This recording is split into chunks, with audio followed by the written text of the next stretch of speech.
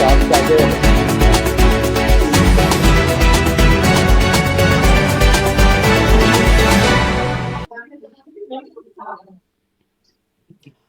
রাষ্ট্র পরিচালনার নীতি রাজনীতি যেমন নিশ্চিত করে জনগণের অধিকার উন্নয়ন ন্যায় বিচার, তেমনি এর উপর ভর করেই চলে অনাচার দুর্নীতি লুটপাট। এর এপিঠে আলো তো অন্য পিঠে অন্ধকার। সিটি ব্যাংক প্রেজেন্টস রাজনীতির এপিঠ ওপিঠ নিয়ে আইবিটিভি যুক্তরাষ্ট্র স্টুডিও থেকে আপনাদের সবাইকে স্বাগত জানাচ্ছি। আমি শারমিন চৌধুরী। রাজনীতির এপিঠ ওপিঠের আজকের আয়োজনে আমার সাথে যুক্ত আছেন জাতীয় পার্টির মহাসচিব ব্যারিস্টার শামীম হায়দার পাটোয়ারি এবং আছেন সিনিয়র সাংবাদিক মোস্তফা ফিরোজ। স্বাগত জানাচ্ছি আপনাদের দুজনকেই রাজনীতির এপিঠ ওপিঠের আজকের আয়োজনে। আমি যেটি নিয়ে আলোচনা শুরু করি, কয়েকটি বিষয় নিয়ে আলোচনা করব, ছোট ছোট করে যেতে চাই আলোচনায়। যে ভোটের আগে, আর ফেব্রুয়ারির 12 তারিখে ভোট, 1 মাসের কিছু বেশি সময় বাকি আছে।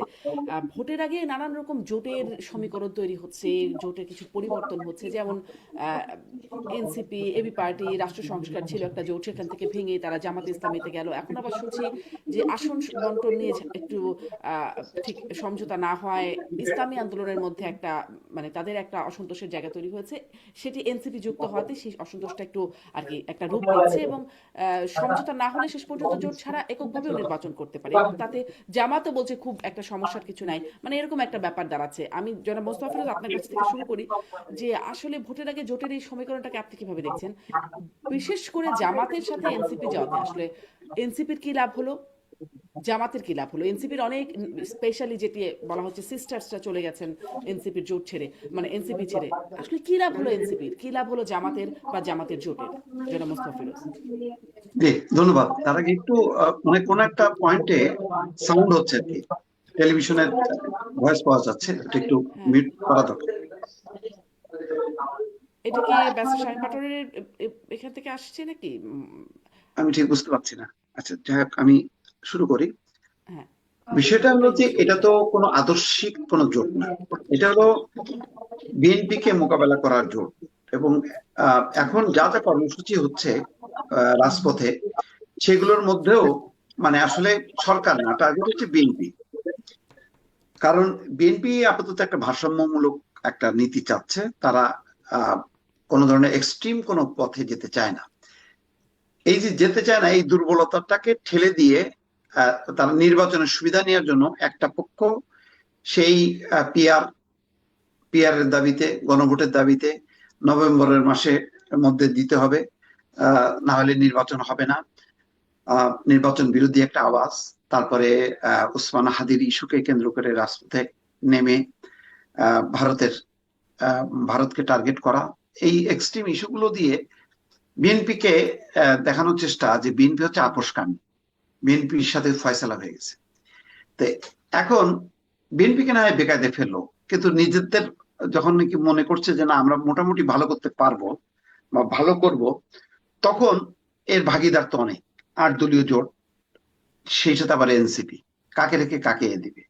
এখন 8 দলীয় জোটের শরিকরা যে জোটের তালিকা দেখলাম, 270টা তারাই চায়, জামাত ইসলামের সাথে 30টা, ভাগে পড়ে 30টা। তাহলে মানে এই 8 দলীয় জোটের মেইন ইয়েকে মানে অংশকার অংশ হলো জামাত ইসলাম, এটা তো সবাই জানে। কিন্তু জামাতের অবস্থা এমন যে 110টা সত্য তারা ছেড়েছেই, আরো ছাড়তে হবে। এবং এনসিপি কে কেন 30টা বা 40টা দেওয়া হবে? ইসলামী আন্দোলনের গোসা, কারণ ইসলামী আন্দোলন মনে করে তারা জামাত ইসলামের সমকক্ষ একটা দল। তো এইটা মনে করা এবং এই নিয়ে যুদ্ধ করা সব মিলে, এবং এনসিপি যে কারণে আসলো, সবকিছুর মধ্যে স্বার্থ। আর সবচেয়ে আমি মনে করি এখানে ক্ষতিগ্রস্ত হলো আসলে এনসিপি। এনসিপির আদর্শ বলতে কিছুই থাকলো না। তারা যে একটা লিবারেল ডেমোক্রেসির কথা বললো, সেই বলার মধ্য দিয়ে তারা কি হলো, তারা চলে আসলো একটা জামাতের, 8টা জামাতের প্রত্যেকটা হচ্ছে ধর্মীয় প্রভাবিত, তাদের ছাপটা গায়ে লাগলো। লাগাতে যেটা হইলো যে যেখানে ইসলামী কোন দল কোন নারী প্রার্থী দিল না, তো এনসিপিতে যেহেতু কিছু নারীর প্রাধান্য ছিল, এবং তার মধ্যে উল্লেখযোগ্য কয়েকজন, যেমন তাসনিম যারা, সামান্তা শারমিন, ডাক্তার তাসনুভা, তো তারা দেখলো যে আসলে তো যে আশা যে উদ্দেশ্য সেগুলো নিয়ে আসলো। একটা হলো নারীর অধিকারের প্রশ্ন, আর একটা হচ্ছে 71-এর মুক্তিযুদ্ধ, স্বাধীনতা। কোনোটাই ঠিক থাকলো না। তাহলে এই জায়গা থেকে তারাও সরে আসলো। তারা সরে আসার সাথে সাথে বেশ কিছু নেতাও আস্তে আস্তে সরতে থাকলো। এমনিতেই জাতীয় রাজনীতিতে এনসিপির গুরুত্ব হারায় যাচ্ছে। তার মধ্যে যখন নাকি তারা জামাতের মধ্যে ঢুকে গেল, তখন আর নিজস্ব আলাদা অস্তিত্ব, আলাদাভাবে লড়াই করার আর কোনো অবস্থা থাকলো না। যে তরুণরা আলাদাভাবে এককভাবে কোনো রাজনৈতিক দলের উপর ভরসা না করে এত বড় একটা গণঅভ্যুত্থান সংগঠিত করলো, কিন্তু গণঅভ্যুত্থানের পর ক্ষমতার মধ্যে ঢুকে যে তারা ক্ষমতাটা আঁকড়ে রাখতে যে আস্তে আস্তে তারা ছোট হইতে থাকলো, হইতে হইতে এখন আরো ছোট হচ্ছে, এবং দিন যত যাবে তারা তত ছোট হইতে থাকবে। কিন্তু লাভবান অ্যাকচুয়ালি জামাত ইসলাম। জামাত ইসলাম যেমন বলা হতো যে বিএনপির সাথে যদি জোট সরকারে থাকতো, আরো কয়েকটা আম থাকতো, তাহলে বিএনপি খেয়ে ফেলতো জামাত ইসলাম।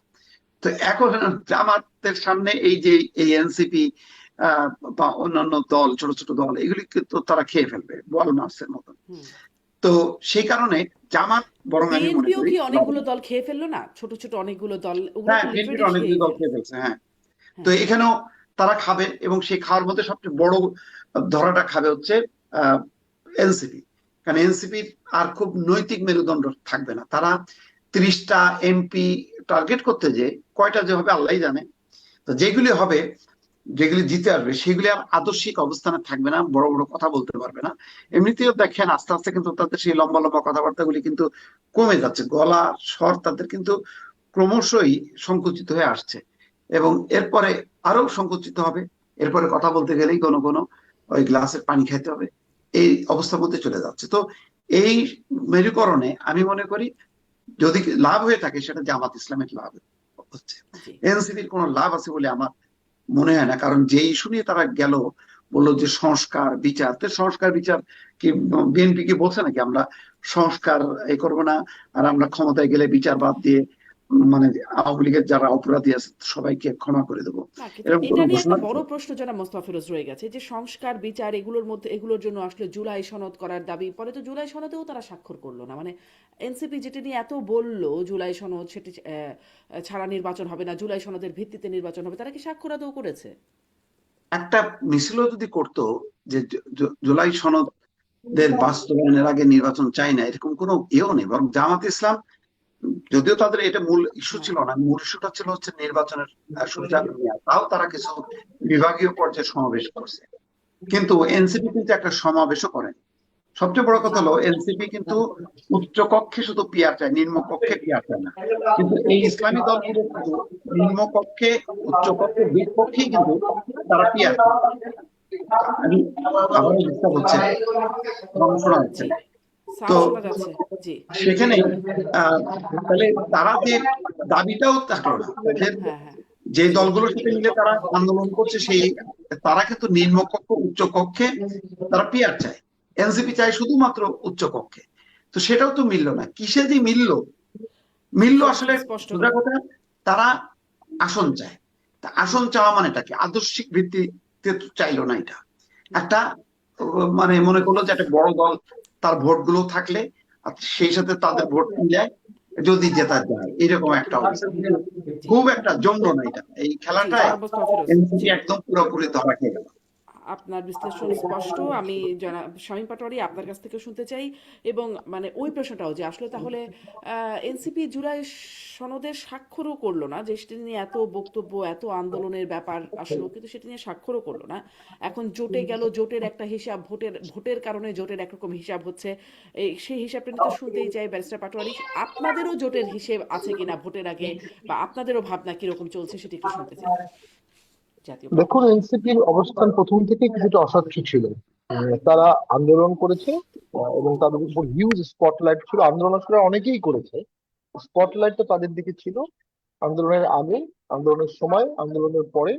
এবং তারা জাতীয় বীর হিসাবে আবির্ভূত হয়েছে, মিডিয়া তাদেরকে নিয়ে জাতীয় বীর হিসাবে আবির্ভূত করেছে। সারপ্রাইজিংলি তাদের মধ্যে থেকে, আন্দোলনকারীদের মধ্যে প্রায় 3জন ক্যাবিনেটেও ছিল, যারা সদ্য বিশ্ববিদ্যালয় থেকে পড়তে, সেখান থেকে সরাসরি ক্যাবিনেটে। এটা খুব অবিশ্বাস্য একটা ব্যাপার ছিল, তখন আমার কাছে মনে হয়েছিল। তো ওই ম্যাটিকুলাস ডিজাইনের মধ্যেই সব ছিল, যেটা আমাদের কারো কাছে মনে হয়নি। তো আমি তাদের জামাত ইসলামীতে ফিরে যাওয়ায় বিন্দুমাত্র অবাক হইনি।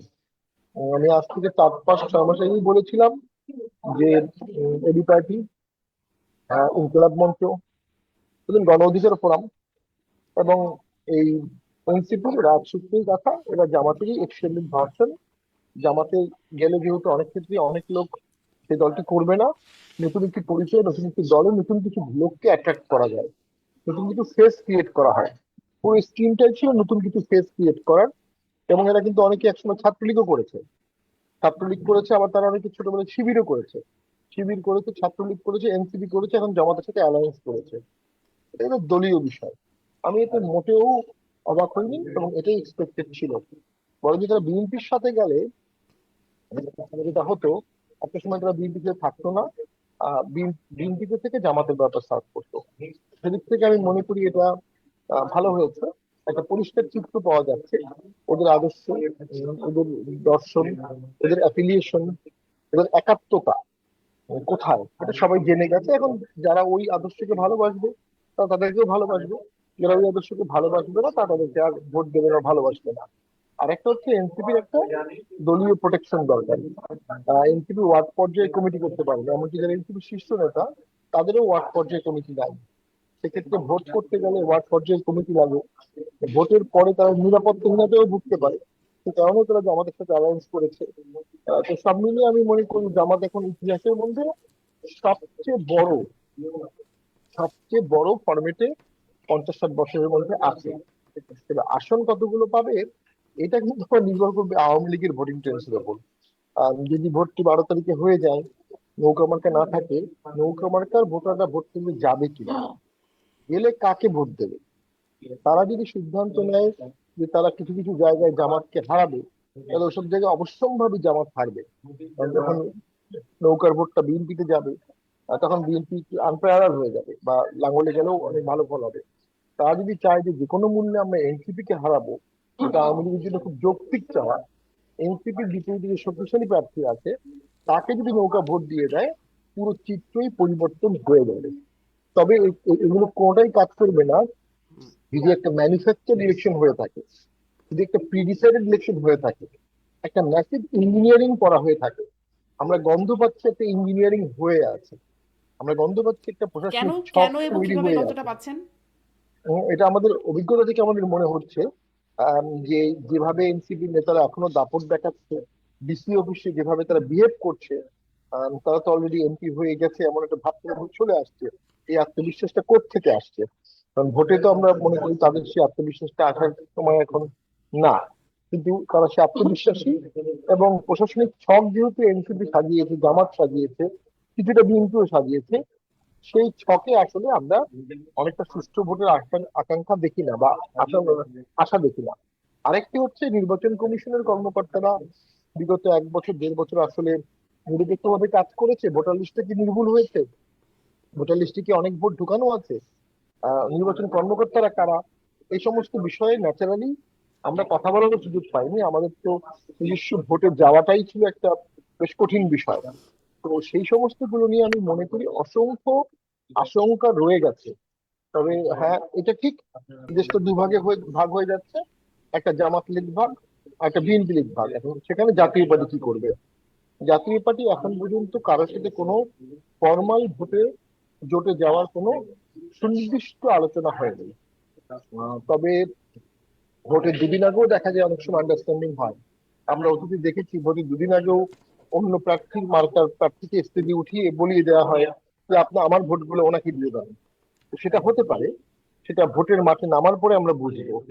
যদি ভোটে কম্পিটিটিভনেস থাকে, যদি ভোটে আলোড়ন সৃষ্টি হয়, তাহলে অনেক প্রার্থী জাতীয় পার্টির ভোট চাবে, জাতীয় পার্টিও অনেক অন্য দলের ভোট চাবে। এর মাধ্যমে একটা সমীকরণ দাঁড়াতে পারে। তবে আলটিমেটলি কিন্তু একটা বিশাল রোল প্লে করবে ভোটের মার্কার বাইরে থাকা আওয়ামী লীগের ভোটাররা। জি, কিন্তু ধন্যবাদ। কিন্তু মানে ভারত থেকে তো শেখ হাসিনা আহ্বান জানাচ্ছেন যে এই ভোট বর্জনের, এই নৌকার দেখুন সমর্থকদের ভোট না দিতে। দেখুন একটা ভোট যদি হয়ে থাকে, এই ভোটটা একটা নর্মালাইজেশন প্রসেসের পার্ট। এর মধ্যে আওয়ামী লীগও নর্মালাইজেশন হতে পারে। আওয়ামী লীগের সমর্থকরা কোনো একজন প্রার্থীর পক্ষে কাজ করতে পারবে, ভোটের দিন ভোট দিতে পারবে, যে তাদেরকে সুরক্ষা দেবে তাকে এমপি বানাতে পারবে। এবং ন্যাশনালি এই বিষয়ে আওয়ামী লীগ দাবি জানাতেই পারে। যে আমরা সুরক্ষা চাই, নিরাপত্তা চাই, আইনি শাসন চাই, এবং লোকালি তো আমরা দেখেছি বিএনপি এবং জামাতের প্রার্থীরা ওপেনলি বলছে তারা আওয়ামী লীগের লোককে সুরক্ষা দেবে, যদি তাদেরকে ভোট দেয়।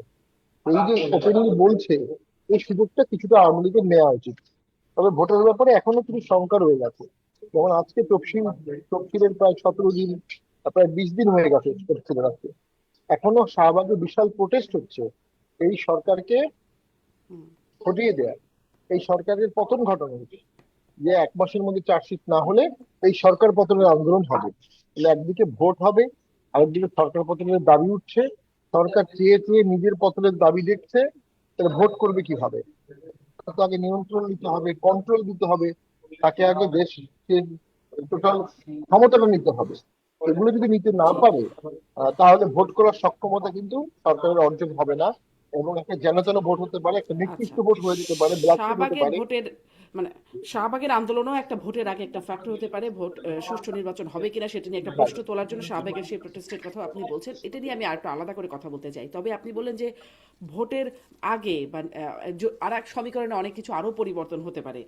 ঠিক আগ মুহূর্তে অনেক কিছু পরিবর্তন হতে পারে। আমি মুস্তাফিজ, এমনকি নির্বাচনের পরেও মানে আহ, একটা সমীকরণ, সংসদে যাওয়ার একটা সমীকরণ বা সরকারে কিভাবে যাবে সেই সমীকরণ হতে পারে। এটি আসলে আসছে জামাতের আমিরের বক্তব্য থেকে। তিনি রয়টার্সকে দেওয়া সাক্ষাৎকারে তিনি বলছেন ঐক্যমতের সরকার করার ব্যাপারে আলোচনা হয়েছে, প্রস্তাব আছে তাদের।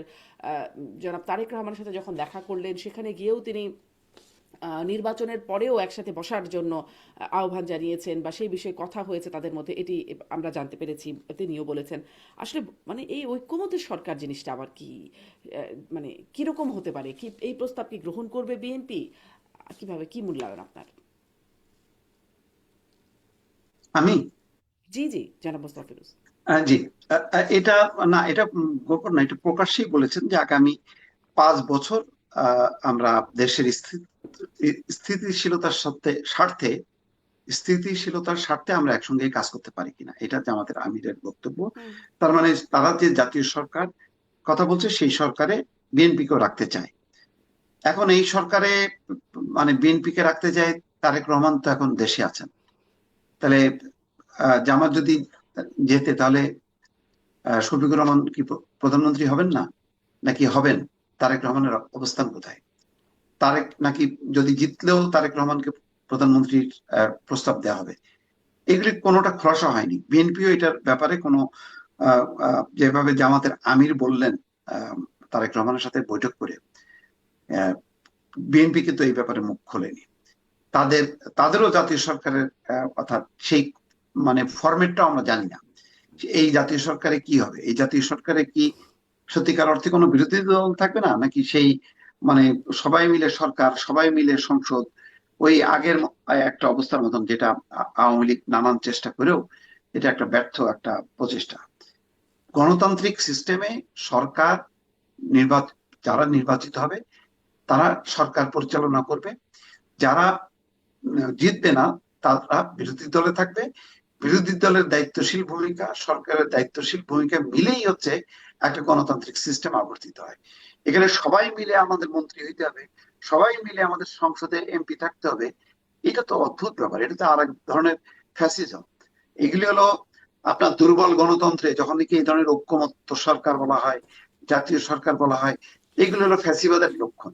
তো বাংলাদেশে একটা সত্যিকারের বিরোধী দল দরকার, সত্যিকারের একটা সরকারি দল দরকার, অর্থাৎ পার্লামেন্ট, একটা কার্যকর পার্লামেন্ট যদি গঠন হয়, এটাই হচ্ছে মানে এক ধরনের ভালো সরকার, ভালো জি, গভর্নমেন্ট। জনাব মোস্তাফিজ, আপনি বলছিলেন যে বিএনপি এখন এই বিষয়ে কিছু বলে নাই বা তাদের আসলে তার সন্দেহ আছে মানে কিনা। জামাতে বিএনপিও তো রেইনবো সরকারের কথা বলেছিল, জাতীয় সরকারের কথা বলেছিল, সেটি যে আন্দোলনের সময় তারা যখন আন্দোলন করছিল, মানে না, তারাও তো এটা বলেছিল। না, তারা বলেছে তারা যাদের সাথে নিয়ে আন্দোলন করছে, যে এই দলগুলো, সেখানে তো জামাত ইসলাম ছিল না, সেখানে জামাত ইসলাম ছিল না। কিন্তু জামাত ইসলামও যখন বলছে তখন আমি ভাবছিলাম যে তারা 8 দলীয় জোট যখন ক্ষমতা যাবে ওইটাই জাতীয় সরকার বলে প্রচার করবে।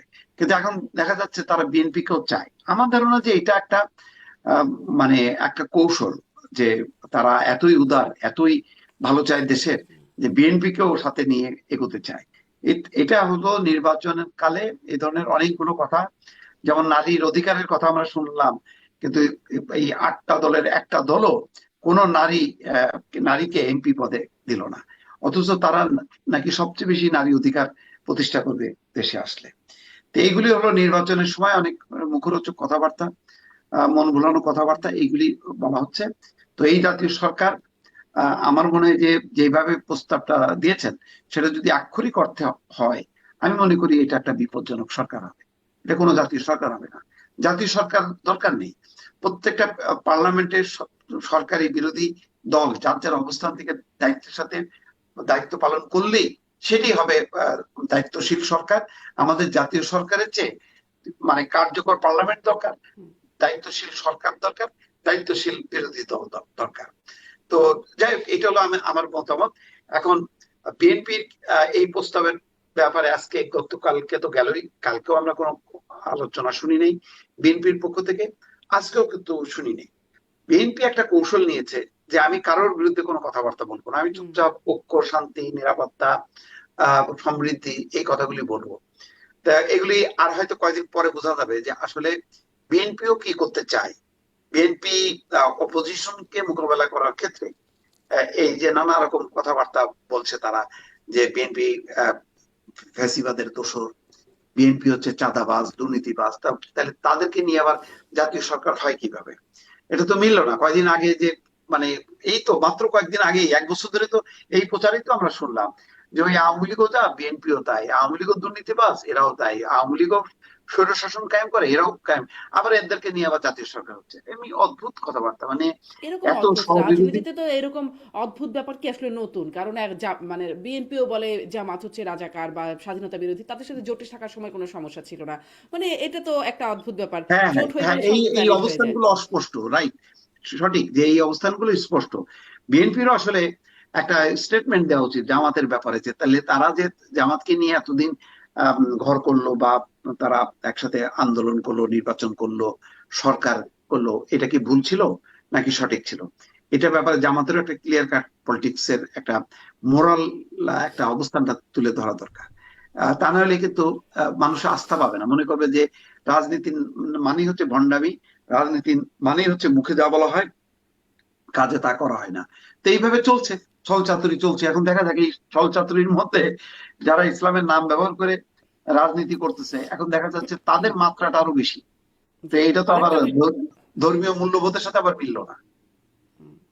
আরেকটা প্রসঙ্গ যেটি ব্যারিস্টার পাটোয়ারি বলছেন, এটা নিয়ে আমি একটু পরেই আসি, যে এই যে শাহবাগের যে প্রটেস্টটা চলছে, সরকার পতনের আন্দোলনের হুমকি দিচ্ছে, আমি দেখছিলাম 7ই জানুয়ারির পরে সরকার পতনের আন্দোলনের কথা বলছে।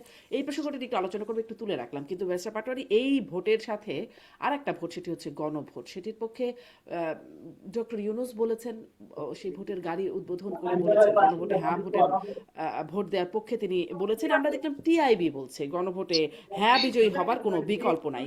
আম, মানে এই প্রচারণাকে আপনি কিভাবে দেখছেন?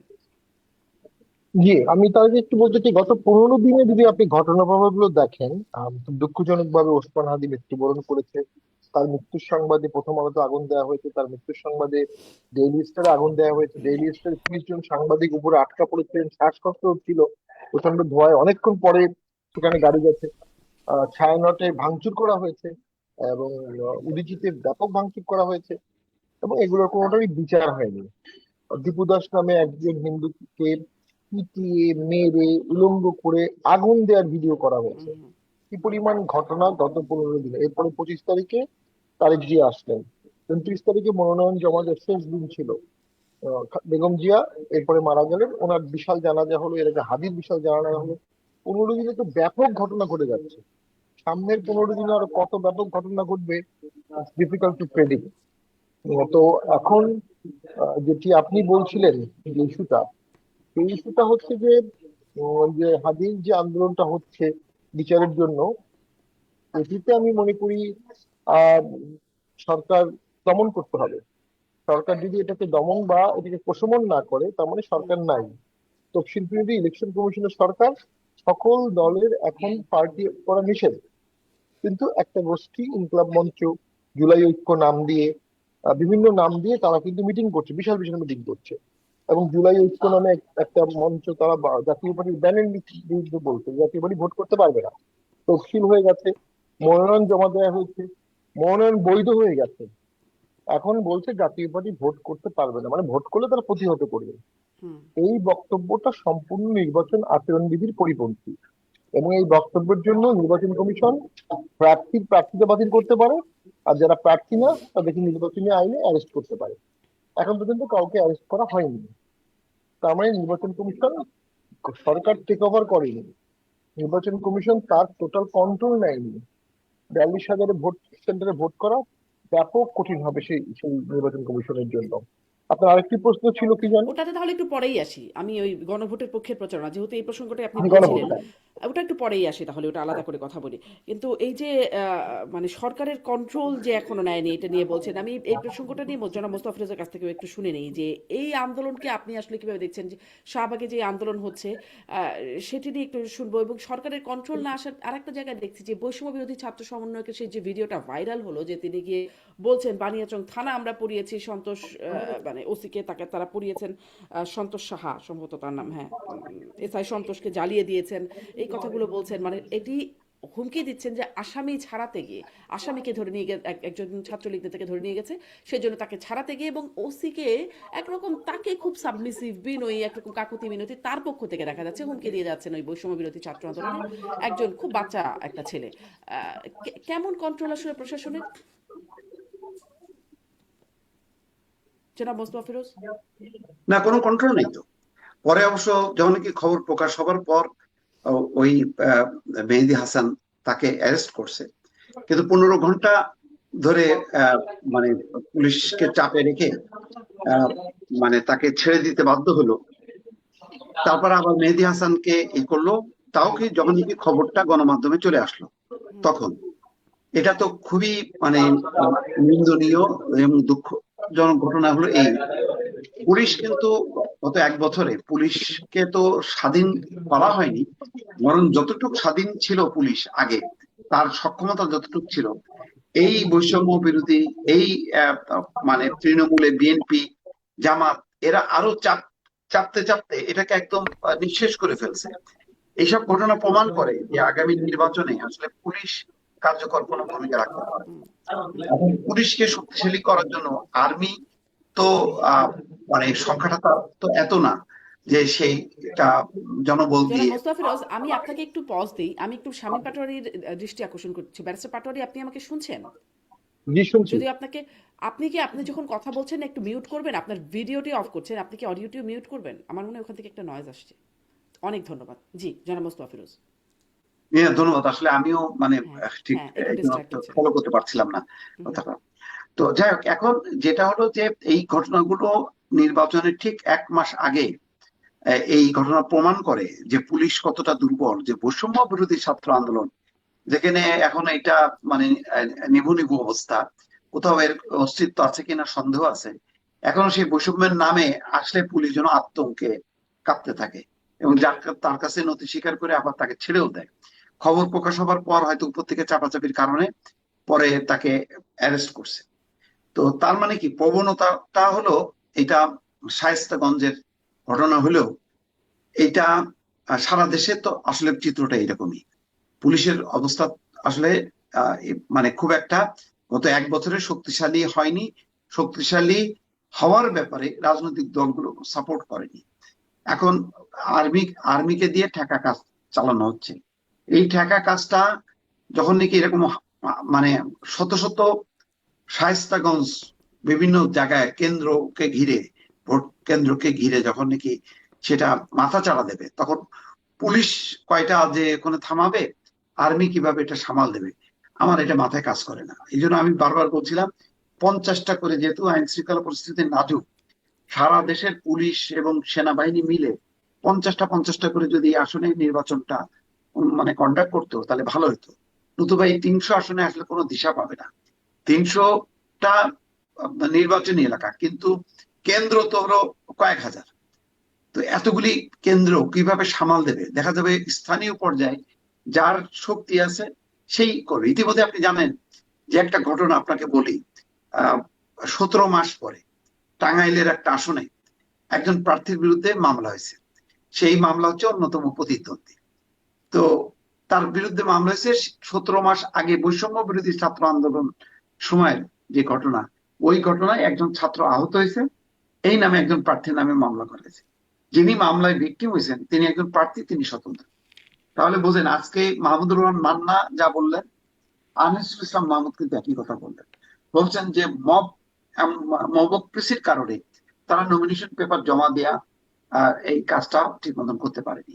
মাহমুদুর রহমান মান্না একই কথা বললেন। দেখেন হুম মিলে গেল কোথায়। মাহমুদুর রহমান মান্না যিনি এই গণঅভ্যুত্থানের অন্যতম নেতা, হুম হুম তিনি যা বলছেন, আর যাকে বলা হচ্ছে স্বৈরাচারের দোষর আনিসুল ইসলাম মাহমুদ, মানে তার কথাও একই। তার মানে দুইজনই ভিকটিম। ভিকটিম হওয়ার পর দুজনের কথা এক, যে মবের কারণে তারা নমিনেশন পেপারটা ঠিক মতন জমা দিতে পারেননি, তাদের যাচাই বাছাইটা ঠিক মতো হয়নি। সেখানে মান্না ভাই পরিষ্কার ভাবে বলেছেন যে ঢাকা থেকেও মানে আইনজীবী কয়েকজন যে এবং স্থানীয়ভাবে তারা এমন ভাবে নির্দেশ আদেশ দিচ্ছে যাতে রিটার্নিং কর্মকর্তা সেটা শুনতে বাধ্য হয়। তাহলে আমরা জানি যে এখনো প্রশাসন সেই দুর্বল, পুলিশও দুর্বল। একদম স্পষ্ট। এই আপনি অবস্থায় যদি প্রশাসন এরকম নিয়ন্ত্রণ নিতে পারেন চাপাচাপি নাই, হয় তাহলে পরিস্থিতি কি দাঁড়াবে? এটি আপনি স্পষ্ট করছেন। কিন্তু আরেকটা যে বিষয় আসছে যে শাহবাগে আন্দোলন, আমি কি ব্যারিস্টার পাটোয়ারিকে পাচ্ছি? আমি যদি শুনি শাহবাগের যে আন্দোলন নিয়ে আমি প্রশ্ন করছিলাম জনাব মুস্তফা ফিরোজ, আপনি কি এটা একটু বলবেন যে এই আন্দোলনটার পেছনে কি অন্য কোনো উদ্দেশ্য আছে নাকি হাদির বিচারই? কারণ এই যখন হাদি হত্যাকাণ্ডের পরে, মানে হাদিকে গুলি করার পরে সরাসরি প্রথম মির্জা আব্বাসের দিকে অভিযোগ, তারপরে চলে আসলো ভারতে পালিয়ে গেছে হাদি, সেই ভারত দুঃখিত হাদির হত্যাকারী ভারতে পালিয়ে গেছে, সেখান থেকে ভারতের সেভেন সিস্টার্স আলাদা করে দেওয়ার হুমকি, অনেক কিছু হলো। তারপরে এখন আবার ইনকিলাব মঞ্চের মানে আমি দেখছিলাম জুমা, ফাতিমা তাসনিম জুমা ডাকসু নেত্রী, তিনি লিখছেন যে ফয়সাল দেশেই আছে, হয় কারো অনিচ্ছায় তাকে ধরা হইতেছে না, অথবা এনকাউন্টারের পরিস্থিতি তৈরি করার জন্য অপেক্ষা করতেছে। এটা তার স্ট্যাটাস আমি দেখছিলাম, ফাতিমা তাসনিম জুমা লিখছেন। এর আগেও দেখছি ইনকিলাব মঞ্চের পেজ থেকে বলা হচ্ছে যে ক্রস ফায়ারের যেন না দেয়া হয় সেই বিষয়ে বলছে। আসলে মানে কি হচ্ছে? ইনকিলাব মঞ্চ এইরকম তথ্য কোথা থেকে পাচ্ছে যে তারা দেশেই আছে, এনকাউন্টারের পরিস্থিতির ব্যাপারে তারা এটা কিভাবে বলছে? অন্যদিকে তাহলে যদি তাই হয় তাহলে তার আগে ভারতের সেভেন সিস্টার্স আলাদা করে দেওয়ার হুমকি কেন? আম, এবং এখন সরকার পতনের আন্দোলন কেন? মানে বিচার প্রক্রিয়া তো কিছু কিছু করে এগোচ্ছে, সরকার পতনের আন্দোলন কেন? একটু ছোট্ট করে শুনে ব্যারিস্টার পাটোয়ারির কাছ থেকে শুনতে চাইবো জনাব মুস্তফা ফিরোজ। আমি প্রশ্নটা আবার একটু রিপিট শুনতে আমি চাচ্ছি। বলছিলাম যে এই যে ফাতিমা তাসনিম জুমা যেটি বলছেন যে হুম, হুম। শুটার দেশেই আছে, কারো অনিচ্ছা থেকে হয় ধরা হচ্ছে না, অথবা ক্রস ফায়ারের জন্য অপেক্ষা করতেছে, এইরকম একটা স্ট্যাটাস তিনি দিচ্ছেন। কিন্তু আগে তো শুনলাম তিনি হাদি ভারতে পালিয়ে গেছেন, এই জন্য সেভেন সিস্টার্স আলাদা করে দেওয়া হবে এরকম হুমকিও আসলো যে ভারতের আধিপত্যবাদ, এই এই সেই নানান কিছু।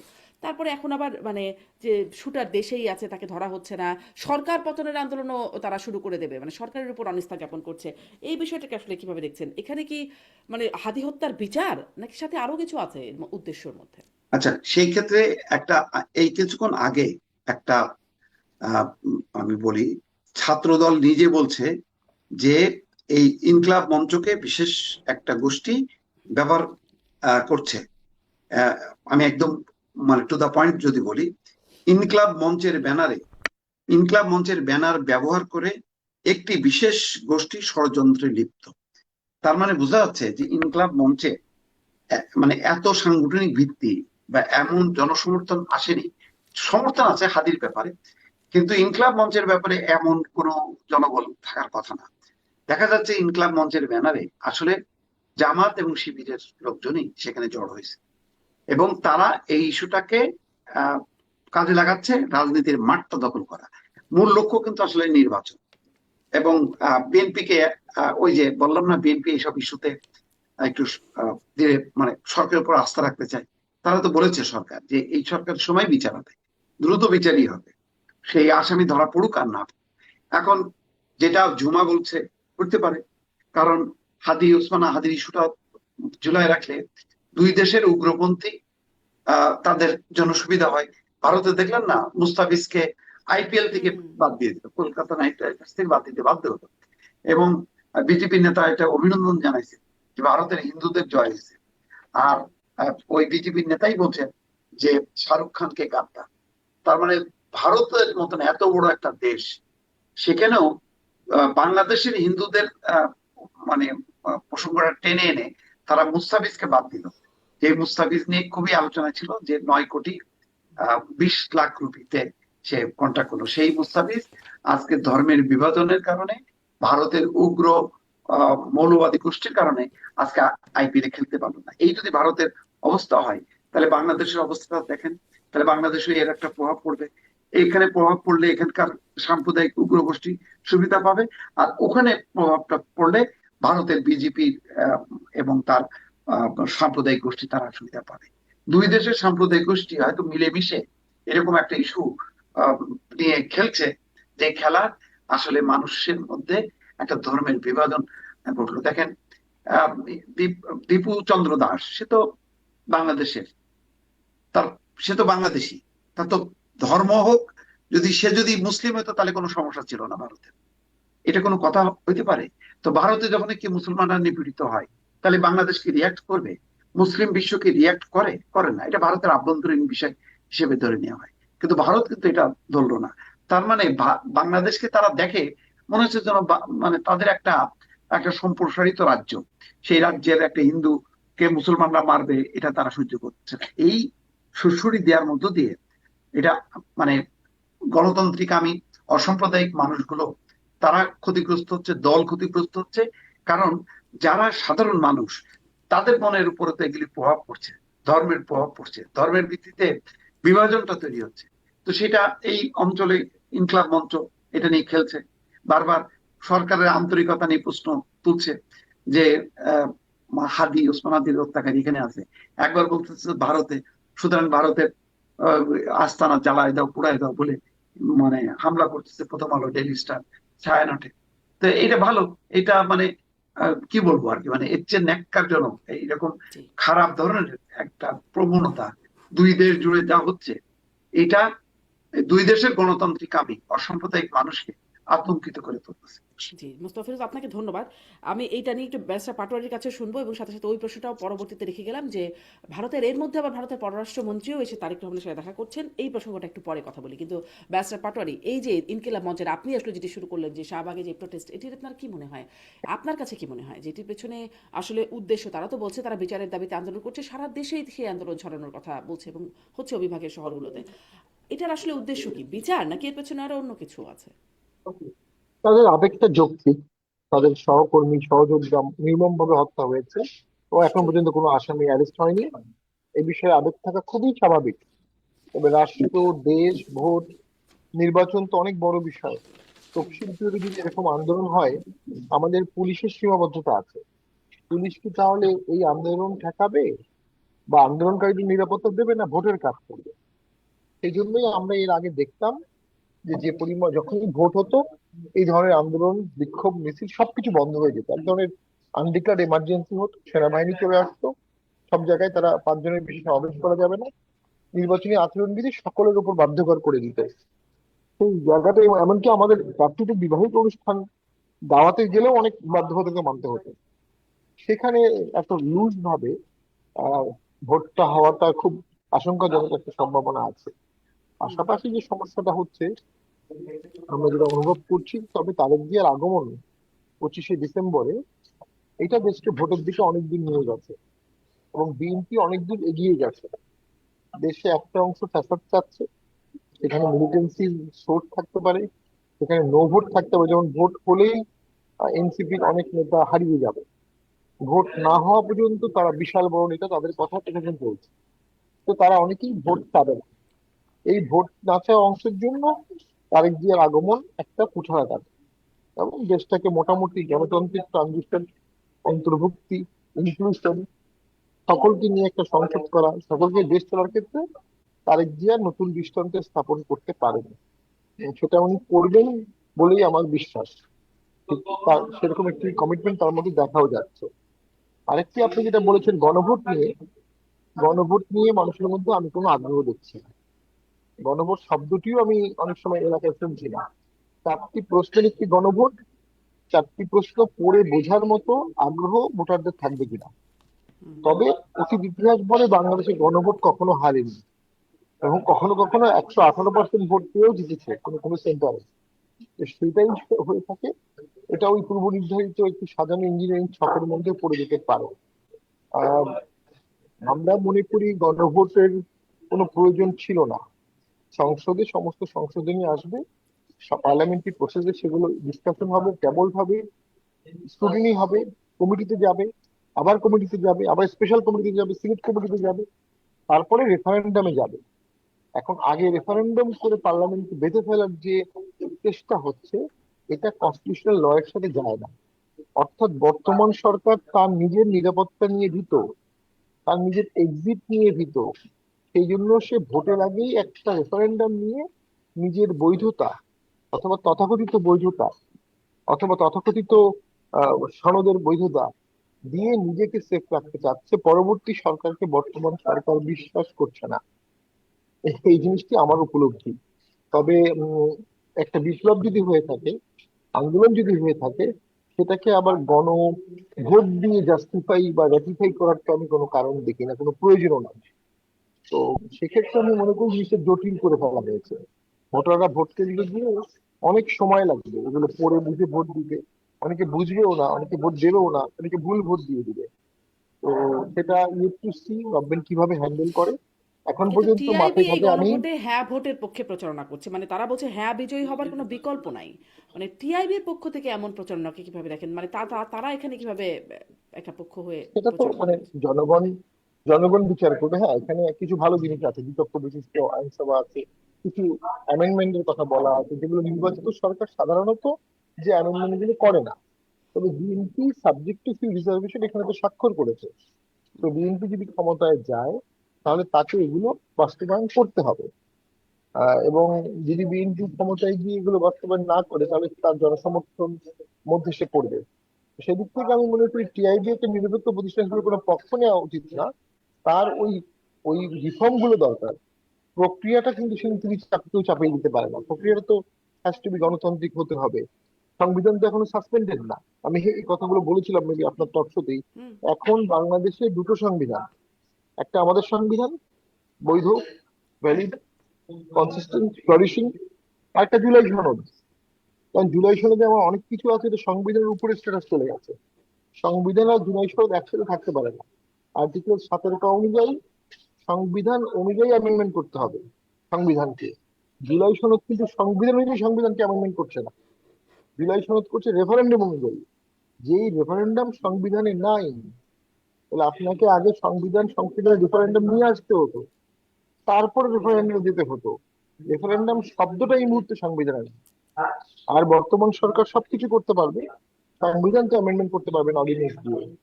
তাহলে জি। একটা স্টাক সিচুয়েশন তৈরি করে ফেলেছে সরকার। এখান থেকে উত্তরণ কি হবে আই ডোন্ট নো। জি, মিস্টার পাটোয়ারি, সংবিধানের কথাই তো আমরা খুব নাই যাই। কারণ সংবিধানে এত কিছু হয়ে গেল সংবিধানের বিষয় নিয়ে, কোনটা যে সাংবিধানিক হচ্ছে কোনটা যে অসাংবিধানিক হচ্ছে তার সংজ্ঞাটাই মনে হয় এখন পাল্টে গেছে। ফলে ওই দিকে আর কথা বলতে নাই যাই। একটা কথা বলছিলাম যে একটু বলবো, প্রসঙ্গটা আনবো, জনাব মোস্তফা ফিরোজ, যে ভারতের পররাষ্ট্রমন্ত্রী এর মধ্যে তারেক রহমানের সাথে দেখা করে গেলেন ডক্টর ইউনূস, বা পররাষ্ট্রমন্ত্রী উপদেষ্টার সাথে দেখা তার হলো না, কিন্তু তারেক রহমানের সাথে দেখা করে গেলেন, একটা বার্তা নিশ্চয়ই তিনি দিয়ে গেলেন। আপনার কাছে কি মনে হয় যে এটি আসলে কি বার্তা? তারা কি একরকম ধরেই নিয়েছেন যে তারেক রহমানই হচ্ছেন পরবর্তী প্রধানমন্ত্রী? বা আবার দেখছিলাম যে ভারতের প্রতিরক্ষা মন্ত্রী রাজনাথ সিং তিনিও বাংলাদেশ দূতাবাস ভারত দিল্লিতে সেটা মানে ভ্রমণ করেছেন, এবং সেখানে স্বাক্ষর বয়ে শোক বয়ে খালেদা জিয়াকে নিয়ে শোক বয়ে সেখানে তিনিও তার মন্তব্য লিখেছেন। এরকম মানে এটা কেমন অ্যাপ্রোচ মনে হচ্ছে আপনার কাছে? না, পজিটিভ। আমার মনে হয় ভারতের একটু দেরিতে হলেও তার ঘুম ভেঙেছে, এবং ভারত বারবার বলছিল যে বাংলাদেশে নির্বাচিত সরকার আসলে এখন যে ব্যবধানটা, সেই ব্যবধানটা কিন্তু কমে যাবে। জয়শঙ্কর আসার সাথে সাথে এতগুলো দেশের পররাষ্ট্রমন্ত্রী আসলো, আহ, বা প্রতিনিধি আসলো, মানে সবার নজর কিন্তু জয়শঙ্করের দিকে। কারণ আহ, আহ, জয়শঙ্করের মানে কোনো প্রতিনিধি আসেনি বাংলাদেশে। হুম, হুম। যে উপলক্ষে আসুক না কেন, এই সফরটা ব্যারিস্টার আহ, পাটোয়ারি, আবার একটু মিউট করবেন আপনার অডিওটা? ব্যারিস্টার পাটোয়ারি, আপনি যদি একটু অডিওটা যে মিউট করেন। উদ্দেশ্যে আসুক না কেন, আহ, এই সফরটা ছিল পুরোপুরি রাজনৈতিক এবং কূটনীতিক। তারা বর্তমান সরকারকে আসলে মানে আহ, উপরে সন্তুষ্ট নয়, এবং হয়তো স্বীকারও করতে চায় না। যে কারণে যা বৈঠক হলো বা কথাবার্তা হলো, সেটা দেখা যাচ্ছে সরকারের দুইজন উপদেষ্টা, আসিফ নজরুল এবং আহ জাতীয় নিরাপত্তা উপদেষ্টা। নিরাপত্তা উপদেষ্টা ডক্টর খলিলুর রহমান। অথচ অন্য দুইজন নেপাল এবং ভুটানের প্রতিনিধি কিন্তু ডক্টর মোহাম্মদ ইউনূসের সাথে কথা বলেছেন। এখানে জয়শঙ্কর চাইলে পারতেন কিন্তু তিনি যাননি, অথবা সরকার বলতে পারে যে আমরা অ্যালাউ করিনি, এটাও হইতে পারে। কিন্তু গুরুত্বপূর্ণ ফোকাস পয়েন্ট ছিল এখানে বিএনপি এবং তারেক রহমান, যার জন্য নরেন্দ্র মোদী লম্বা একটা চিঠি হস্তান্তর করেছেন তিনি, যেখানে তারেক রহমানের নেতৃত্বের প্রশংসা, খালেদা জিয়ার ভারত বাংলাদেশ সম্পর্ক গড়ে তোলার প্রত্যয়, সেইটার প্রশংসা। অর্থাৎ এক ধরনের মানে রাজনৈতিক সরকার, ভবিষ্যতে যে রাজনৈতিক সরকার আসবে যে দলের হাত ধরে, তাদের সাথে একটা সম্পর্ক স্থাপন। পাশাপাশি দেখেন, রয়টার্স এর মাধ্যমে আমরা জানতে পারলাম যে ভারতের দুইজন কূটনীতিকও ডাক্তার শফিকুর রহমানের সাথে দেখা করছে। যদিও এটা নিয়ে একটু বিব্রতকর অবস্থার মধ্যে পড়েছে শফিকুর রহমান, যে ভারতের কূটনীতিকরা বলেছিলেন যে এটি মানে মিডিয়াতে না জানানোর জন্য। তো শফিকুর রহমান সেটি সেই কথাটা রক্ষা করতে, যে পরে যখন এটা রয়টার্স এর মাধ্যমে এটা সামনে আসলো, তখন জিনিসটা দাঁড়ালো যে তাহলে এটা কেমন কথা হলো যে ভারতের কথা রক্ষা করলো। তো যাই হোক, এটা নিয়ে তার মানে মোট কথা মানে ভারতের কথা এতদিন রক্ষা করলো, এখন এসে আর রক্ষা করলো না, মানে কারণ তিনি দেখা করতে এসেছেন তার বাইপাস সার্জারি গত বছরে, সেই সার্জারির পরে দেখা করেছেন, জানুয়ারি প্রায় মাসে। এতটা সময়ে আসলে কিন্তু তিনি বলেন নাই, সেটাই একটা, এইটাই তো আবার এখন বললেন। স্ববিরোধিতা হ্যাঁ, হুম, বললেন। তো মোট কথা ভারত জামাত এবং বিএনপি দুইজনকে হাতে রাখছে, দুইজনের সাথে সম্পর্ক স্থাপন করছে। মানে যারাই ক্ষমতায় আসবে তাদের সাথে একটা মানে আবার সেই পুরনো যে কূটনৈতিক সম্পর্কটা, সেটা পুনঃস্থাপনের তারা চেষ্টা করবে। তো এই অবস্থানটা ভালো, যৌক্তিক, যে তারা আওয়ামী লীগের অপেক্ষায় বসে না থেকে তারা রাজনৈতিক বাস্তবতা মেনে নিয়ে তারা সেভাবে পথ চলছে, এবং এটাই কূটনীতির লক্ষ্য হওয়া উচিত। যে লক্ষ্যটা যদি আরো আগের থেকে তারা সুন্দরভাবে পরিচালনা করতো, তাহলে বাংলাদেশের এরকম একটা বিপর্যয় হয়তো হতো না, এই ধরনের নির্বাচনের মধ্য দিয়ে বারবার ফ্যাসিবাদের জন্ম হতো না।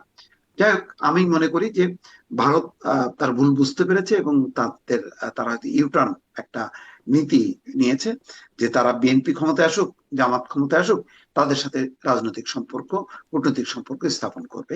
কিন্তু বর্তমান সরকারের সাথে না, বর্তমান এটি আমি একটু, সরকারের ডক্টর ইউনূসের প্রতি হয়তো তাদের একটা বিতৃষ্ণা আছে, বা আমি বিভিন্ন ব্যারিস্টার কথাবার্তা। পাটোয়ারির কাছে এটা শুনবো, তবে একটু মোস্তাফিরুজ ওটা বলবেন যে ওই যে 1 বছর পরে এসে তিনি বললেন, এতদিন ধরে তিনি আসলে ভারত যে অনুরোধটা করেছিলেন না বলার জন্য, তিনি এতদিন ধরে সেই অনুরোধটা রেখে এসেছেন, এবং এখনো যে পুরোপুরি রাখছেন না তা না, কারণ বলেন নাই যে কোন কূটনীতিক এসেছেন বা কি কথা বলেছেন, সেগুলো বলেন নাই।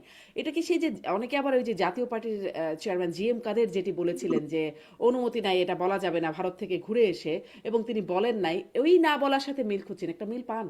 হ্যাঁ, অবশ্যই মিল পাই, কিন্তু এখানে আরেকটা আরো মানে মানে এর দিকটা, খারাপ দিকটা হলো যে তাদের কর্মীরা যখন কি বলছে দিল্লি না ঢাকা, ঢাকা ঢাকা, আবার ভারতের আবার সেই দেখা করলো, সেই তথ্যটা পর্যন্ত প্রকাশ তারা করলো না ভারতের অনুরোধে।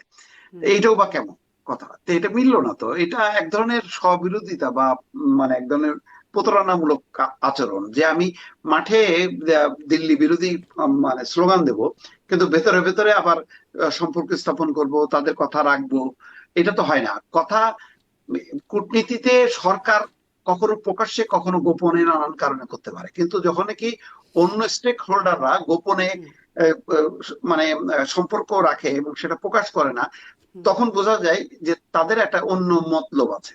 তো এখন তো জামাত, তো তাই জামাতের গোপন রাখা তো কোনো দরকার ছিল না। অসুস্থ দেখতে এসছেন, তো এটা বলতে সমস্যাটা কোথায়? ভারত পরে কি করলো না করলো সেটা বড় কথা না, আমি কি করলাম সেটা বড় কথা। তো সেই অবস্থানটা সাথে মিললো না, তার কারণ মানে যেই ভারতের সময় কথা কম কথাটা বেশি প্রকাশ সবাই একটু পাবে। একটু রাখেই, ভারতের কথা হ্যাঁ, সবাই সবাই রাখে। আমি জি জি ব্যারিস্টার জি। পাটোয়ারিকে এই প্রসঙ্গেও একটু শুনি, আমার হাতে আর সময় আসলে নাই। মানে ভারতের পররাষ্ট্রমন্ত্রী এসে তারেক রহমানের সাথে দেখা করলেন, আবার গোপন রাখার কথা বলেছিলেন জামাতের আমিরকেও, সেটিও আপনাদেরকেও একসময় গোপন রাখার কথা বলেছিলেন, যেটি জি এম কাদের বলেছেন। এখনো কি এমন কোনো যোগাযোগ আপনাদের সাথেও হচ্ছে কিনা? মাঝে মাঝে দেখা যায় প্রণয় ভার্মার সাথে আপনাদের একটা যোগাযোগ আছে, আপনাদের বিভিন্ন পার্টিতে মানে যে ছবিগুলো অন্তত দেখা যায় সেখানে। সোশ্যাল অকেশনে দেখা হয়। দেখুন, হুম, ভারত আমাদের গুরুত্বপূর্ণ প্রতিবেশী। আমাদের দেশের স্বাধীনতা, সার্বভৌমত্ব, আভ্যন্তরীণ বিষয়গুলোতে আমরা ডিসকাশন করব। ভারতকে আমাদের অ্যাটাক করারও দরকার নাই, উস্কানোরও দরকার নাই, সেভেন সিস্টার নিয়ে আমাদের মাথা কামানোর দরকার নেই। আমরা আমাদের দেশ নিয়ে মাথা কামাবো। যারা এই ধরনের উস্কানিমূলক বক্তব্য গত 1 বছর দিয়েছে, তারা সামহাও ভারতের কাছে একটা নন ডেমোক্রেটিক অ্যাপ্রোচ এক্সপেক্ট করেছিল, একটা প্রভোকেশন ছিল। যদি কোনো কারণে ভারত এখানে রিয়াক্ট করতো তাহলে দেশে একটা হসপস লাগতো, একটা বিশাল ইন্টারন্যাশনাল ক্রাইসিসের জোন হতো বাংলাদেশ। এটা ষড়যন্ত্রের পার্ট ছিল বলে আমি মনে করি। তো ভারতের বিরুদ্ধে সবচেয়ে বড় অভিযোগ যেটা বাংলাদেশের সাধারণ মানুষের হাতে কাছে ছিল বা আমাদেরও ছিল, যে ভারত আওয়ামী লীগ ছাড়া আর কাউকে বন্ধু বা আরো কারোর সাথে বন্ধুত্ব করেনি। তো সেখানে বেগম জিয়ার জানাজা এবং মহাপ্রণয়ের পরে জয়শঙ্কর সাহেব নিজে সামরিক ট্রেন দিয়ে এসে তারেকদের সাথে কথা বলেছেন, নরেন্দ্র মোদীর যে শোক বার্তা দিয়েছেন। কিছু সাইন ভারত আওয়ামী লীগের বাইরেও আরো অনেক দলের সাথে ফ্রেন্ডশিপ করতে চাচ্ছে। এখন সেই দলটি অবশ্যই সেই দল হবে না যারা ভারতের এখন 7 সিস্টার নিয়ে কথা বলবে। ডক্টর ইউনূস স্যারের ক্ষমতায় আসার পর তার ডান পাশের লোক এবং বাম পাশের লোকরা বাংলাদেশের ম্যাপ নিয়ে বড় করে দেখিয়েছে অফিসিয়াল পজিশনে থেকে। তারা অফিসিয়ালি অনেক বেশি প্রভোকেটিভ ডায়লগ দিয়েছে, হুঙ্কার দিয়েছে। তো স্বাভাবিকভাবেই তাদের সাথে ভারতের শীতলতা হওয়া খুবই স্বাভাবিক। ভারত প্রথম থেকেই বলেছিল তার ইলেকটেড গভর্নমেন্টের সাথে রিলেশন মেনটেন করবে।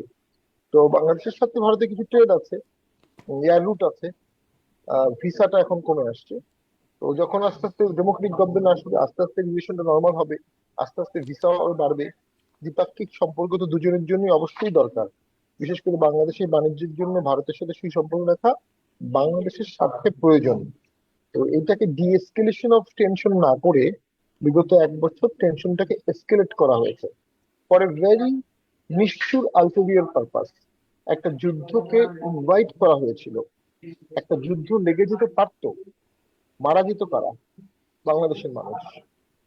এবং কোনো বাংলাদেশি দেশপ্রেমিক বাংলাদেশি এটা সজ্ঞানে করবে, সে দেশপ্রেমিক হতে পারে না। বিগত সময় যারা এটা করেছে তারা দেশপ্রেমিক না, তারা এজেন্ডা নিয়ে কাজ করেছে। তবে আমার মনে হয় তাদের এজেন্ডা হয়তোবা ব্যর্থ হতে যাচ্ছে। ডেমোক্রেটিক বাংলাদেশের মাধ্যমে ট্রানজিশন ঘটবে এবং আওয়ামী লীগের জন্য এটা দরকার। আওয়ামী লীগ যুদ্ধ করে বাংলাদেশে ঢুকবে, সিভিল ওয়ার ঘটিয়ে বাংলাদেশে ঢুকবে, এটা কোনো সলিউশন হতে পারে না। ধাপে ধাপে ডেমোক্রেটিক ভাবে তার মানে কি আওয়ামী লীগ ঢোকারও একটা রাস্তা তৈরি হচ্ছে ভারতের এই মানে এই অ্যাপ্রোচের মধ্য দিয়ে? না, আওয়ামী লীগের অনেকের বিচার হয়েছে, অনেকের বিরুদ্ধে চার্জশিট হয়েছে। বিপুল সংখ্যক শীর্ষ নেতাকর্মী বাংলাদেশে সঠিকভাবে আসতে পারবে না বিচার ছাড়া। এর বাইরে যে আওয়ামী লীগটা থাকবে তারা একটু পরিশীলিত, একটু ক্লিন, একটু রিফর্মড আওয়ামী লীগ হবে। তাদের রাজনৈতিক অধিকার ফিরে আসতেই পারে, ফিরে আসাটাই তো উচিত। আপনি এত বড় একটা সমস্যা নিয়ে দীর্ঘমেয়াদী তো দেশ চলবে না, এই সমস্যাটা সমাধান করতে হবে। জি, ব্যারিস্টার পাটোয়ারি, শেষ লাইন, আপনাদের সাথে কোনো গোপন যোগাযোগ ভারতের হচ্ছে কিনা, যেটি আপনারা আগের মতোই প্রকাশ্যে আনছেন না, এরকম কিছু কি এখনো হচ্ছে?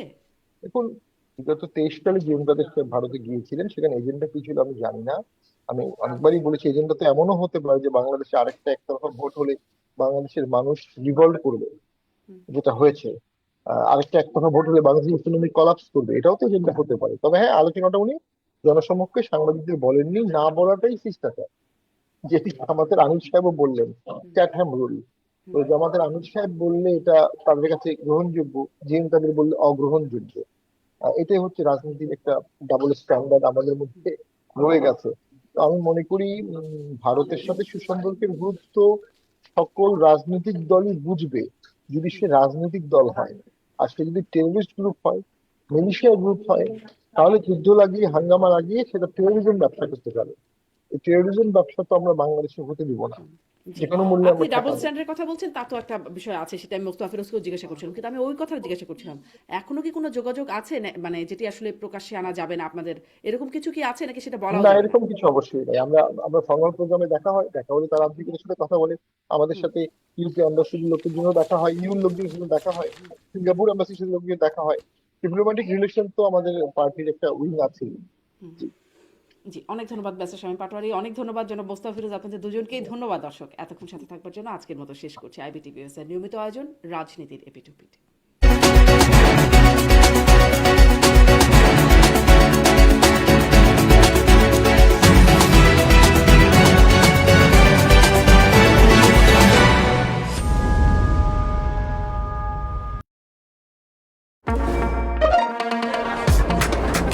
শুধুমাত্র সিটি ব্যাংকে অ্যাকাউন্ট থাকলেই করতে পারবেন গুগল পে। তাই অ্যাকাউন্ট খুলুন আজই।